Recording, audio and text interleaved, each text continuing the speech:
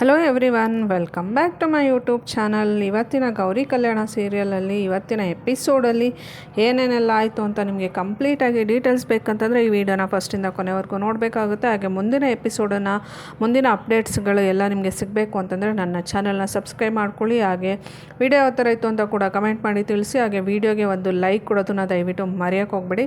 So already ನಾನು ಹಳೆ ಎಪಿಸೋಡ್ಗಳಲ್ಲಿ ಏನೇನೆಲ್ಲ ಆಯಿತು, ಗೌರಿ ಕಲ್ಯಾಣ ಸೀರಿಯಲಲ್ಲಿ ಏನೇನೆಲ್ಲ ಆಯಿತು ಅಂತ ಎಲ್ಲ ಅಪ್ಲೋಡ್ ಮಾಡಿದ್ದೀನಿ. ನೀವು ನೋಡಿಲ್ಲ ಅಂದರೆ ಒಂದ್ಸಲ ಆ ವೀಡಿಯೋಗಳನ್ನು ನೋಡ್ಕೊಂಬನ್ನಿ.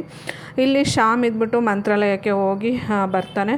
ಬಂದಮೇಲೆ ಚಿನ್ನುನ ಮಾತಾಡಿಸ್ಬೇಕು ಅಂತ ಬರ್ತಾನೆ. ಚಿನ್ನು ಅವನಿಗೆ ಟ್ರೈನಿಂಗ್ ಕೊಡ್ತಾ ಇರ್ತಾಳೆ ಬಾಡಿ ಬಿಲ್ಡಿಂಗ್ ಬಗ್ಗೆ.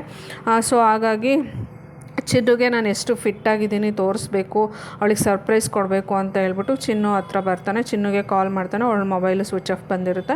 ಸೊ ಅದಕ್ಕೆ ಡೈರೆಕ್ಟಾಗಿ ಮನೆ ಹತ್ರನೇ ಹೋಗಿ ಮಾತಾಡಿಸಿ ನಾನು ಎಷ್ಟು ಫಿಟ್ಟಾಗಿದ್ದೀನಿ ಅಂತ ಹೇಳ್ಬಿಟ್ಟು ಚಿನ್ನುಗೆ ಸರ್ಪ್ರೈಸ್ ಕೊಡಬೇಕು ಅಂತ ಹೇಳ್ಬಿಟ್ಟು ಮನೆ ಹತ್ರ ಬರ್ತಾನೆ. ಮನೆ ಹತ್ರ ಬಂದು ಡೋರ್ ನಾಕ್ ಮಾಡಿದಾಗ ಚಿನ್ನು ಬಂದು ಡೋರ್ ಓಪನ್ ಮಾಡೋದಿಲ್ಲ, ಅವ್ರ ಅತ್ತೆ ಬಂದು ಡೋರ್ ಓಪನ್ ಮಾಡ್ತಾರೆ. ಸೊ ಅದಾದಮೇಲೆ ಶ್ಯಾಮ್ ಇದ್ಬಿಟ್ಟು ಚಿನ್ನು ಇಲ್ವಾ ಅಂತ ಕೇಳ್ತಾನೆ. ಚಿನ್ನು ಏನೋ ಮಲ್ಕೊಂಡಿದ್ದಾಳ, ಏನೋ ಎದ್ದಿಲ್ವಾ ಅಂತ ಕೇಳ್ತಾನೆ. ಅದಕ್ಕೆ ಅವ್ರ ಅತ್ತೆ ಇದ್ಬಿಟ್ಟು ಇಲ್ಲಪ್ಪ ಚಿನ್ನು ಮನೆ. ಆಮೇಲೆ ಅವ್ರ ಅತ್ತೆ ಯೋಚನೆ ಮಾಡೋಕ್ಕೆ ಸ್ಟಾರ್ಟ್ ಮಾಡ್ತಾರೆ. ಸೊ ಚಿನ್ನು ಪೊಲೀಸ್ ಸ್ಟೇಷನಲ್ಲಿ ಇರೋ ವಿಷಯ ಅವನಿಗೆ ಗೊತ್ತಿಲ್ಲ, ಅದನ್ನು ನಾನು ಹೇಳಿದ್ರೆ ಮತ್ತು ಗೌರಿ ಮೋನಿಕಾ ಇಬ್ಬರಿಗೂ ತೊಂದರೆ ಆಗೋಗುತ್ತೆ. ಇವಾಗ ಇವನಿಗೆ ಏನಾದರೂ ಒಂದು ಸುಳ್ಳು ಹೇಳ್ಬಿಟ್ಟು ಇವನನ್ನು ಆಚೆ ಕಳಿಸ್ಬಿಡ್ಬೇಕು. ಚಿನ್ನು ಮದುವೆಗಿಂತ ಮುಂಚೆ ಪೊಲೀಸ್ ಸ್ಟೇಷನಲ್ಲಿ ಇದ್ದಾಳೆ ಅಂತಂದರೆ ಅವಳಿಗೂ ಕೆಟ್ಟ ಹೆಸರು ಬರುತ್ತೆ ಅಂತ ಹೇಳ್ಬಿಟ್ಟು ಅವ್ರ ಅತ್ತೆ ಮನಸ್ಸಲ್ಲೇ ಯೋಚನೆ ಮಾಡ್ತಾ ಇರ್ತಾರೆ. ಏನಾದರೂ ಸುಳ್ಳು ಹೇಳಬೇಕು ಅಂತ ಯೋಚನೆ ಮಾಡ್ತಾ ಇರ್ತಾರೆ. ಅದಾದಮೇಲೆ ಇಲ್ಲ ಚಿನ್ನು ಮನೇಲಿ ಇಲ್ಲ ಅಂತ ಹೇಳ್ತಾರೆ. ಅದಕ್ಕೆ ಶ್ಯಾಮ್ ಇದ್ಬಿಟ್ಟು ಎಲ್ಲೋಗಿದ್ದಾಳೆ, ಅವಳಿಗೆ ಫೋನ್ ಮಾಡಿದೆ, ಫೋನ್ ಕೂಡ ಸ್ವಿಚ್ ಆಫ್ ಅಂತ ಬರ್ತಾಯಿದೆ, ಏನಾಯಿತು ಅಂತ ಕೇಳ್ತಾರೆ. ಅದಕ್ಕೆ ಅವ್ರ ಅತ್ತೆ ಇದ್ಬಿಟ್ಟು ಅವಳು ಚಿನ್ನು ಅಪ್ಪ ಅಮ್ಮ ಮತ್ತು ಚಿನ್ನು ನಮ್ಮದು ರಿಲೇಟಿವ್ಸ್ ಒಬ್ರದ್ದು ಮದುವೆ ಇತ್ತು, ಅದಕ್ಕೋಸ್ಕರ ಅವರು ಎಲ್ಲ ಆಚೆ ಹೋಗಿದ್ದಾರೆ. ಸಡನ್ನಾಗಿ ಪ್ಲ್ಯಾನ್ ಮಾಡಿಕೊಂಡು ನೆನ್ನೆ ಹೋಗಿದ್ದಾರೆ, ಬರೋದಿನ ಒಂದು 2-3 ದಿನ ಆಗುತ್ತೆ ಅಂತ ಹೇಳ್ತಾರೆ. ಆದರೆ ಶ್ಯಾಮ್ಗೆ ಅವ್ರು ಹೇಳೋದು, ಅವರು ಗಾಬರಿ ಆಗಿರೋದು, ಅವ್ರ ಲಿಪ್ ಮೂಮೆಂಟು ಅದನ್ನೆಲ್ಲ ನೋಡಿಬಿಟ್ಟು ಏನೋ ಒಂಥರ ಡೌಟ್ ಬರುತ್ತೆ. ಇವ್ರು ಹೇಳ್ತಾ ಇರೋದಕ್ಕೂ ಇವ್ರು ಕೊಡ್ತಿರೋ ಎಕ್ಸ್ಪ್ರೆಷನು ಯಾವುದಕ್ಕೂ ಒಂದಕ್ಕೊಂದು ಮ್ಯಾಚೇ ಆಗ್ತಾಯಿಲ್ಲ, ಏನಾಗಿದೆ ಅಂತ ಹೇಳ್ಬಿಟ್ಟು ಶ್ಯಾಮ್ಗೆ ಡೌಟ್ ಬರುತ್ತೆ. ಆಮೇಲೆ ಡೌಟ್ ಬಂದು ಮನಸ್ಸಲ್ಲಿ ಯೋಚನೆ ಮಾಡ್ತಿರ್ತಾನೆ, ಚಿನ್ನು ಈ ಥರ ಎಲ್ಲೂ ಹೋಗೋದಿಲ್ವಲ್ಲ, ಇದೇನು ಏನೋ ಲಿಂಕಿಗೆ ಸಿಗ್ತಾಯಿಲ್ಲ, ಏನೂ ಗೊತ್ತಾಗ್ತಾಯಿಲ್ಲ ಅಂತ ಹೇಳ್ಬಿಟ್ಟು ಯೋಚನೆ ಮಾಡಿಕೊಂಡು ನಿಂತಿರ್ತಾನೆ. ಆಮೇಲೆ ಅವ್ರ ಅತ್ತೆ ಇದ್ಬಿಟ್ಟು ಬಾಪ ಒಳಗೆ ಅಂತ ಕರೀತಾರೆ. ಅದಕ್ಕೆ ಇಲ್ಲ ನಾನು ಸುಮ್ಮನೆ ಈ ಕಡೆನೇ ಬಂದಿದ್ದೆ, ಸೊ ಗ್ರೌಂಡಿಗೆ ಅಂತ ಬಂದಿದ್ದೆ, ಹಾಗೆ ಚಿನ್ನುನ ಮಾತಾಡಿಸ್ಕೊಂಡು ಹೋಗೋಣ ಅಂತ ಹೇಳ್ಬಿಟ್ಟು ಬಂದೆ ಅಷ್ಟೇ. ಚಿನ್ನು ಹೇಗಿದ್ದಾಳೆ ಏನು ಅಂತ ಎಲ್ರಿಗೂ ಮಾತಾಡ್ಸ್ಕೊಂಡು ಹೋಗೋಣ ಅಂತ ಬಂದೆ. ಅವರೇ ಮನೇಲಿಲ್ಲ ಅಂತ ಅಂದಮೇಲೆ ನಾನು ಬಂದು ಏನು ಮಾಡಲಿ, ಸರಿ ನಾನು ಹೊರಡ್ತೀನಿ, ಇನ್ನೊಂದು ಸಲ ಯಾವಾಗಾದರೂ ಬರ್ತೀನಿ ಅಂತ ಹೇಳ್ತಾನೆ. ಅದಾದ ತಕ್ಷಣ ಅವನು ಹೊರಟ ತಕ್ಷಣ ಅವ್ರ ಅತ್ತೆ ಬೇಗ ಡೋರ್ ಕ್ಲೋಸ್ ಮಾಡ್ಕೋತಾರೆ.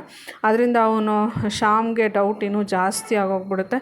ಇಲ್ಲೇನೋ ನಡೀತಾ ಇದೆ, ಇವರೆಲ್ಲ ವಿಷಯ ಎಲ್ಲ ಮುಚ್ಚಿಡ್ತಾ ಇದ್ದಾರೆ, ಚಿನ್ನು ನನಗೆ ಹೇಳ್ದೆ ಏನೂ ಮಾಡೋದಿಲ್ಲ, ಸೊ ಇಲ್ಲೇನೋ ಆಗಿದೆ ಅಂತೇಳ್ಬಿಟ್ಟು ಶ್ಯಾಮ್ಗೆ ಡೌಟ್ ಆಗುತ್ತೆ. ಅದಕ್ಕೆ ಇದನ್ನು ಏನಾದರೂ ಮಾಡಿ ಕಂಡುಹಿಡಿಬೇಕಲ್ಲ, ಸ್ವಲ್ಪ ದಿನಕ್ಕೆ ಎಷ್ಟೆಲ್ಲ ಚೇಂಜಸ್ ಆಗೋಗಿದೆ, ನಾವು ಮಂತ್ರಾಲಯಕ್ಕೆ ಹೋಗಿ ಬರೋ ಅಷ್ಟರಲ್ಲಿ ಏನೇನೆಲ್ಲ ಆಗೋಗ್ಬಿಟ್ಟಿದೆ ಅಂತ ಹೇಳ್ಬಿಟ್ಟು ಶ್ಯಾಮು ನಿಂತ್ಕೊಂಡು ಯೋಚನೆ ಮಾಡ್ತಾ ಇರ್ತಾನೆ. ಇದನ್ನು ಹೆಂಗೆ ಕಂಡುಹಿಡಿಯೋದು, ಏನು ಮಾಡೋದು, ಯಾರಿಗೆ ಕಾಂಟ್ಯಾಕ್ಟ್ ಮಾಡಬೇಕು ಅಂತ ಹೇಳ್ಬಿಟ್ಟು ಎಲ್ಲ ಯೋಚನೆ ಮಾಡಿಕೊಂಡು ನಿಂತಿರ್ತಾನೆ.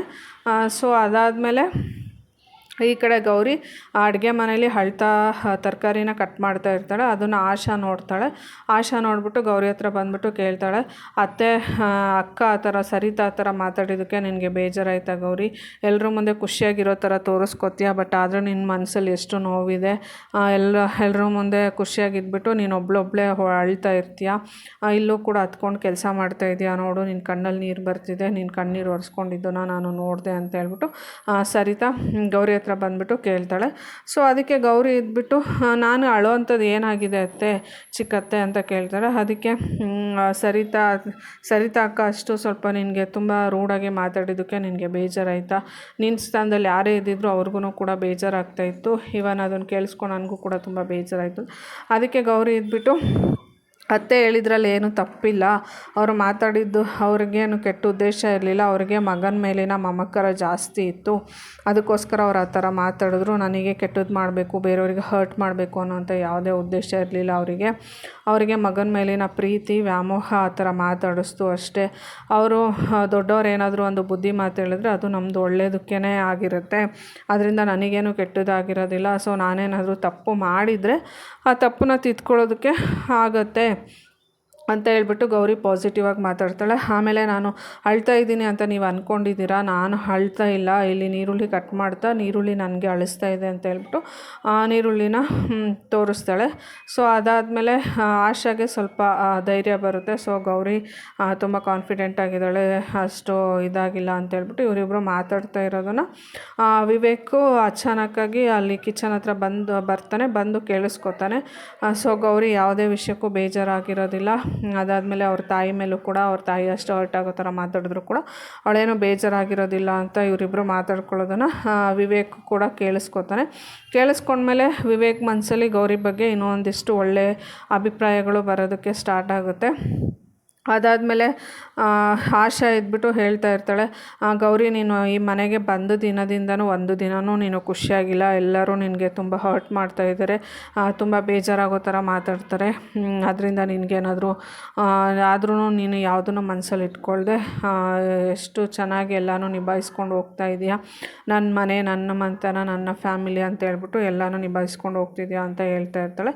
ಸೊ ಅದನ್ನು ವಿವೇಕ್ ಎಲ್ಲ ಕೇಳಿಸ್ಕೊತಾನೆ. ಅದಾದಮೇಲೆ ಈ ಕಡೆ ಚಿನ್ನುನ ಬಿಡಿಸ್ಕೊಂಡು ಹೋಗೋದಕ್ಕೆ ಅಂತ ಹೇಳ್ಬಿಟ್ಟು ಚಿನ್ನು ಅಪ್ಪ ಅಮ್ಮ ಪೊಲೀಸ್ ಸ್ಟೇಷನ್ಗೆ ಬರ್ತಾರೆ. ಪೊಲೀಸ್ ಸ್ಟೇಷನ್ಗೆ ಬಂದು ಅವ್ರ ಅಮ್ಮ ಬಂದುಬಿಟ್ಟು ಪೊಲೀಸವ್ರಿಗೆ ಕೈ ಮುಗಿದು ದಯವಿಟ್ಟು ನನ್ನ ಮಗಳನ್ನ ಬಿಡಿ ಅಂತ ಕೇಳ್ತಾರೆ. ಆಗ ಪೊಲೀಸ್ ಇದ್ಬಿಟ್ಟು ನಿಮ್ಮ ಮಗಳನ್ನ ಒಳಗೆ ಹಾಕ್ಬಾರ್ದು, ಅವ್ರನ್ನ ಎತ್ತಿರೋಂಥ ಅಪ್ಪ ಅಮ್ಮಗಳನ್ನ ಒಳಗೆ ಹಾಕಬೇಕು, ಹಾಗಾದರೆ ಅವ್ರಿಗೆ ಬುದ್ಧಿ ಬರುತ್ತೆ ಅಂತ ಹೇಳ್ಬಿಟ್ಟು ಪೊಲೀಸು ಕೂಡ ಕಾಂತಲಕ್ಷ್ಮಿ ಅವರಿಗೆ ಬೈತಾ ಇರ್ತಾರೆ. ಬಟ್ ಕಾಂತಲಕ್ಷ್ಮಿ ಚಿನ್ನನ ಬಿಡಿಸ್ಕೊಂಡು ಹೋಗೋದಕ್ಕೆ ಅವ್ರ ಅಕ್ಕನ ಕರ್ಕೊಂಡು ಬಂದಿರ್ತಾಳೆ.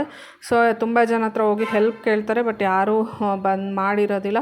ಅದಾದಮೇಲೆ ಗೌರಿ ಹತ್ರ ಹೋಗಿ ಹೆಲ್ಪ್ ಕೇಳೋಕ್ಕಂತ ಹೋಗ್ತಾರೆ. ಗೌರಿ ಮನೆಯಲ್ಲಿ ವಿವೇಕ್ಗೆ ಹುಷಾರಿಲ್ಲದೆ ಇರೋವಂಥ ಇನ್ಸಿಡೆಂಟ್ ನಡೆದಿರುತ್ತೆ. ಅದನ್ನೆಲ್ಲ ನೋಡಿಬಿಟ್ಟು ಅವರಿಗೆ ಗೌರಿ ಹತ್ರನೂ ಏನು ಸಹಾಯ ಕೇಳೋದಕ್ಕೆ ಆಗೋದಿಲ್ಲ.